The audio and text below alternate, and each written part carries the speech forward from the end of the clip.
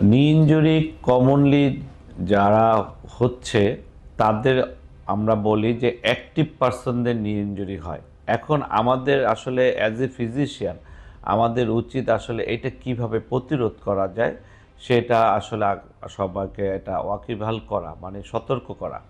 সেক্ষেত্রে যেটা প্রথম কথাটা হচ্ছে, বাংলাদেশে কমনলি যেটি হচ্ছে গেমস এবং ফল ফ্রম হাইট এবং রোড ট্রাফিক অ্যাক্সিডেন্ট। এই রোড ট্রাফিক অ্যাক্সিডেন্ট ইদানিং আস্তে আস্তে করে উপরে উঠে যাচ্ছে নাম্বার অফ পেশেন্ট দিয়ে। রোড ট্রাফিক অ্যাক্সিডেন্টের মধ্যে কমনলি যেটা হচ্ছে সেটা হচ্ছে মোটরসাইকেল। আমরা যারা মোটরসাইকেলে উঠি তাদের ক্ষেত্রে কিন্তু এটা খুব কমনলি নি ইনজুরিটা হচ্ছে। সেই ক্ষেত্রে আমি যেটা বলবো, যারা মোটরসাইকেল ড্রাইভার তাদের ক্ষেত্রে যে জিনিসটা হচ্ছে যে আপনি যখন মোটরসাইকেলটাকে স্টপ করেন রানিং থেকে, তখন হঠাৎ করে পাটা নিচে দিবেন না, তাহলে কিন্তু আপনার একটা টুইস্টিং ইনজুরি হবে।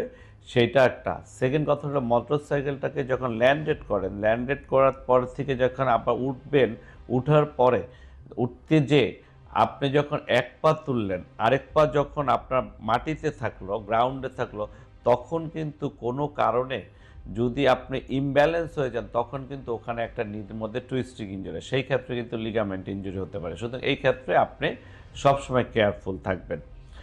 এটা commonly.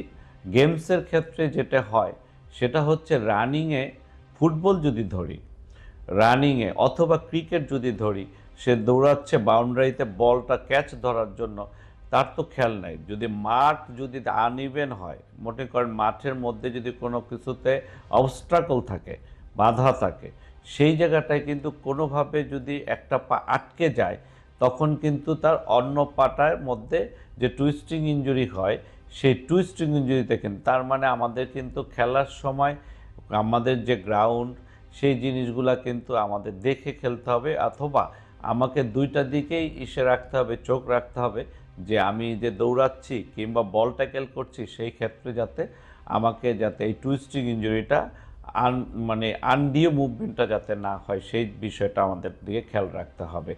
R fall from height, একটা সত্যি কথা যেটা হচ্ছে যে আপনি ফল ফ্রম হাইট থেকে তো পড়লে যে কোনো ইনজুরি হতে পারে।